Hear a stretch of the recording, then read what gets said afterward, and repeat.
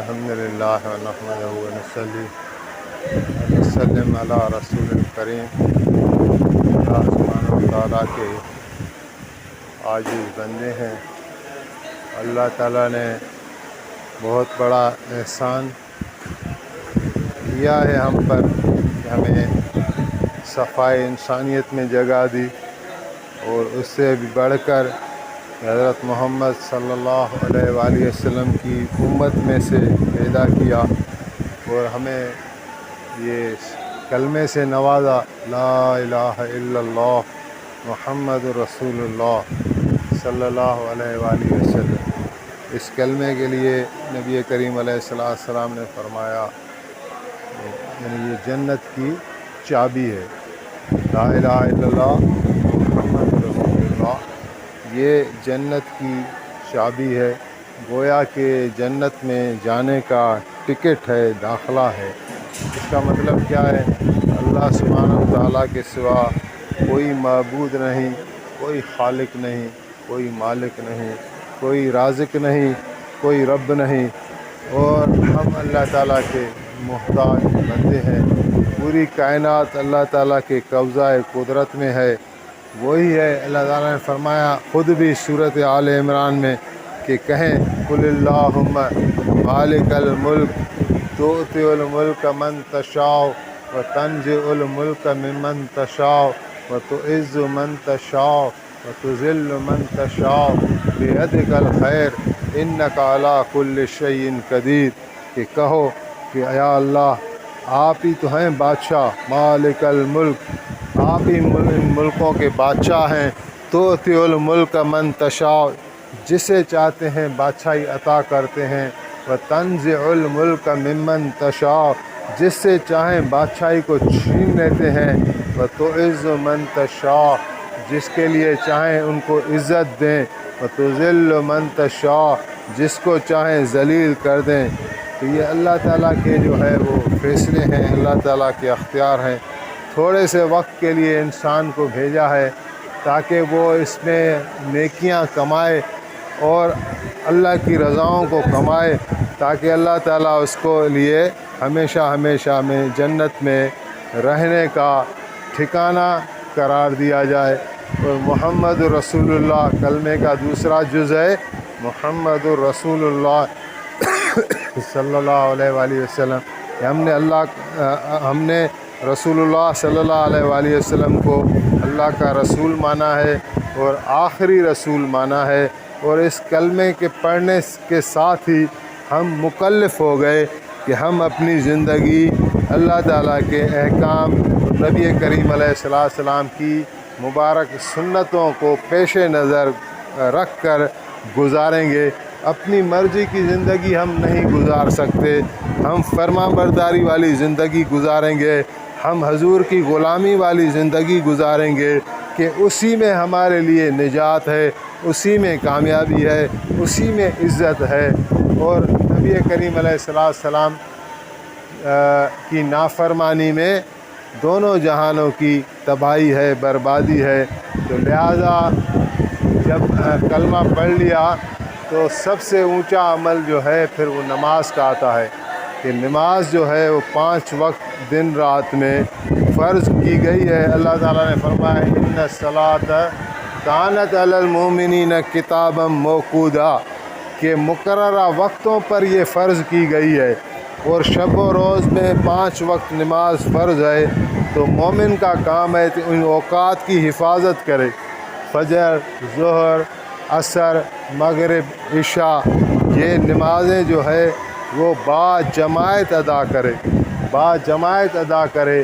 ایک صحابی تھے، وہ نابینا تھے، وہ ایک مرتبہ حضور صلی اللہ علیہ وآلہ وسلم کی خدمت میں آئے اور عرض کرنے لگے کہ میں نابینا ہوں، مجھے مسجد میں آنے میں تکلیف ہوتی ہے، مجھے اجازت دی جائے کہ میں نماز گھر میں پڑھا کروں۔ تو نبی کریم علیہ السلام نے ان سے دریافت فرمایا کہ کیا آپ اذان کی آواز سنتے ہیں؟ تو وہ کہنے لگا کہ حضور اذان کی آواز تو میں سنتا ہوں۔ تو آقا کریم علیہ السلام نے فرمایا کہ پھر تمہیں نماز جو ہے مسجد میں آ کر ادا کرنی ہوگی، گھر میں پڑھنے کی اجازت نہیں ہے۔ ایک نابینا صحابی کو گھر میں پڑھنے کی اجازت نہیں ملی۔ ہمیں تو اللہ تعالیٰ نے بینا بنایا ہے، دیکھنے والا، اللہ کا شکر ہے۔ چلنے پھرنے میں کوئی تکلیف نہیں ہے، اللہ تعالیٰ نے صحت کے ساتھ، سالمیت کے ساتھ نوازا ہے، تو کتنا بڑا یہ شکر کا بھی تقاضا ہے اور اللہ کے حکم کا بھی تقاضا ہے کہ ہر نماز میں صف اول میں ہم شامل ہو جائیں اور اپنے آپ کو اللہ کا بندہ ظاہر کریں، اس کی بندگی میں لگ جائیں۔ ایک مرتبہ نبی علیہ الصلوۃ نے فرمایا کہ اللہ کیا فرمایا، سنیں، غور لگا کے سنیں، کانوں سے سنیں۔ اللہ کے حبیب فرماتے ہیں کہ اللہ اور اس کے فرشتے پہلی صف پر نماز پڑھنے والوں پر درود بھیجتے ہیں۔ تو حضور نے فرمایا کہ اللہ تعالیٰ اور اللہ کے فرشتے پہلی صف میں نماز پڑھنے والوں پر درود بھیجتے ہیں۔ تو کسی صحابی نے پوچھا یا رسول اللہ دوسری صف پر؟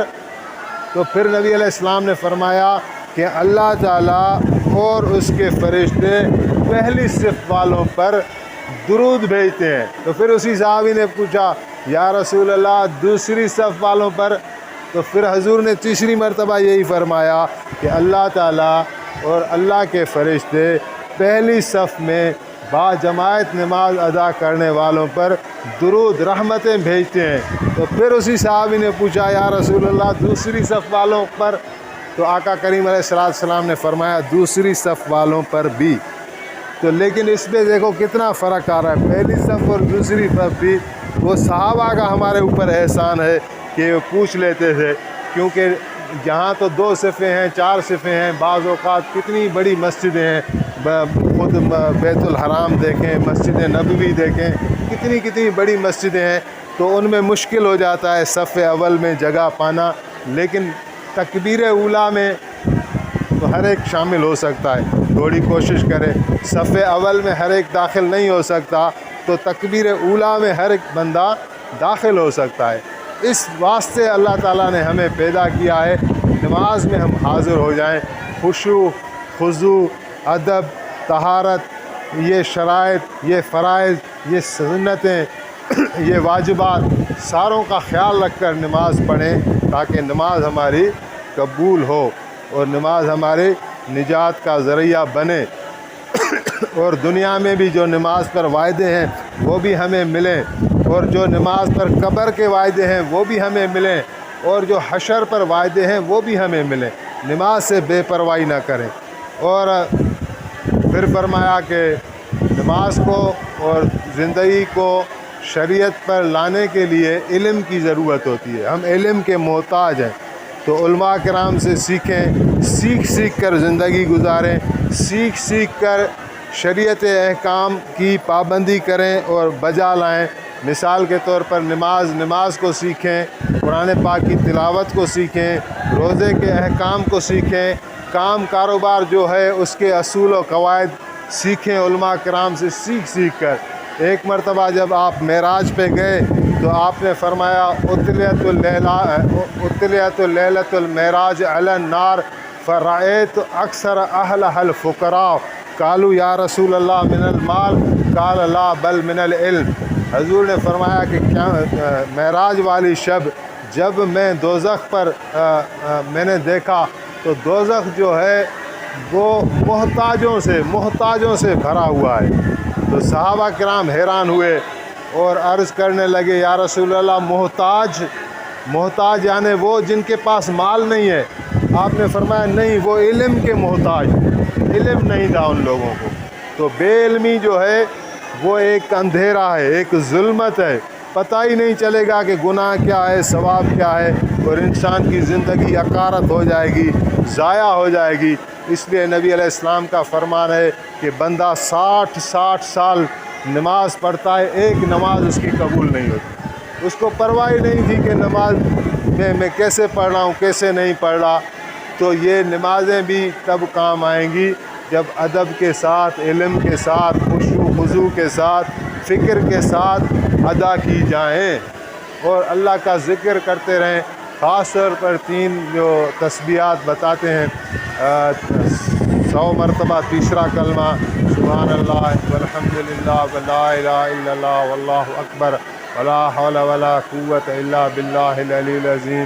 درود شریف کوئی سا بھی پڑھیں، اللہم صلی علی سیدنا محمد وعلی آل سیدنا محمد وبارک وسلم. صبح شام 100 مرتبہ. اور استغفر اللہ ربی من کل ذنب واتوب الیہ، یا استغفر اللہ الذی لا الہ الا هو الحی القیوم واتوب الیہ، یا صرف استغفر اللہ العظیم پڑھتے رہیں تو بھی 100 مرتبہ صبح 100 مرتبہ شام. یہ ضروری اذکار ہیں، ان میں ہماری حفاظت ہے، ہمارے گناہ بھی معاف ہوتے ہیں، اللہ کی رحمت بھی متوجہ ہوتی ہے، نیکیوں کے ڈھیر لگ جاتے ہیں.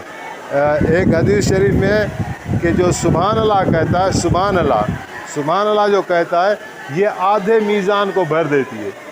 ابھی میزان کتنا بڑا ہوگا جس میں نیکیاں پڑیں گی.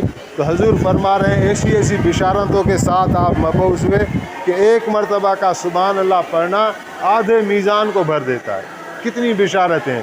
تو جو پڑھتے رہیں گے صبح شام 100 مرتبہ، یہ اس کے پاس کتنی نیکیوں کا خزانہ ہو جائے گا، اور اللہ کی طرف سے حفاظت ہوگی اور شیطان دور بھاگتا ہے. ایک حدیث شریف میں ہے کہ شیطان کو اللہ کا ذکر اتنی تکلیف دیتا ہے جیسے کھجلی انسان کو تکلیف دیتی ہے. وہ ٹھہر نہیں سکتا، ذکر کے سامنے ٹھہر نہیں سکتا. تو صبح شام رات، اس لیے بزرگ فرماتے ہیں الگ الگ اوقات میں اللہ کا ذکر کیا جائے، صبح شام، صبح رات، اور تلاوت قرآن مجید کا معمول بنایا جائے. اور یہ کہ ہمارے اخلاق ٹھیک ہوں، کہ حضور نے فرمایا کہ میں نیک اخلاق کو مکمل کرنے کے لیے ہی تو مبعوث ہوا ہوں. حضور خود جو ہے وہ نیک اخلاق کا مجسم تھے. قرآن آپ کے اخلاق تھے. بی بی عائشہ نے فرمایا کہ آپ نے قرآن نہیں پڑھا، قرآن ہی تو حضور کے اخلاق ہیں. قرآن آج ہمارے ساتھ ہیں. مومنوں کے جو اوصاف بتاتے ہیں، ہم کوشش کریں، ہم اندر میں دیکھیں کہ ہمارے اندر ہیں کہ نہیں ہے تو فکر کریں، اس کو اپنانے کی کوشش کریں. والکاظمین الغیظ والعافین عن الناس واللہ یحب المحسنین. قرآن کیسے اخلاق بتاتا ہے کہ وہ ایسے ہیں کہ غصے کو ضبط کر جاتے ہیں، پی جاتے ہیں، لوگوں کو معاف کر دیتے ہیں، اور اللہ تعالیٰ احسان کرنے والوں کو دوست رکھتا ہے. تو ان باتوں کو سیکھیں اور جو عمل کریں اللہ کی خاطر کریں، اخلاص کے ساتھ، کہ اللہ ہم سے راضی ہو جائیں. اور ان باتوں کو سیکھنے کے لیے اس دعوت والے کام میں ہم لگیں کہ یہ سب سے بڑا اونچا کام ہے، سب سے بڑا اونچا کلمہ ہے یہ. وَمَنْ أَحْسَنُ قَوْلًا مِّمَّنْ دَعَا إِلَى اللَّهِ وَعَمِلَ صَالِحًا وَقَالَ إِنَّنِي مِنَ الْمُسْلِمِينَ. اللہ تعالیٰ نے خود سرٹیفکیٹ دیا کہ اس سے بڑھ کر کس کا خوبصورت کلام ہو سکتا ہے، جو بندہ پکارے اللہ کے طرف، نیک کاموں کی طرف، اور خود بھی عمل کرے نیک، اور کہے کہ میں فرما برداروں میں سے ہوں. تو اس کے لیے جو ہے وہ یہ تبلیغ جماعت کا الحمدللہ ایک احسان بھی ہے، بہت ساری نقل حرکت بھی ہے. اللہ تعالیٰ نے ان کام کو قبول بنایا ہے، مقبول بنایا ہے. پوری دنیا میں، پورے ملکوں میں، صوبوں میں، شہروں میں، گلی گلی، علاقوں میں الحمدللہ یہ نقل و حرکت ہو رہی ہے. تو ہم بھی اس کو سیکھنے کے لیے اپنا حصہ ڈالیں. اس کے لیے کون تیار ہے، ارادہ کریں.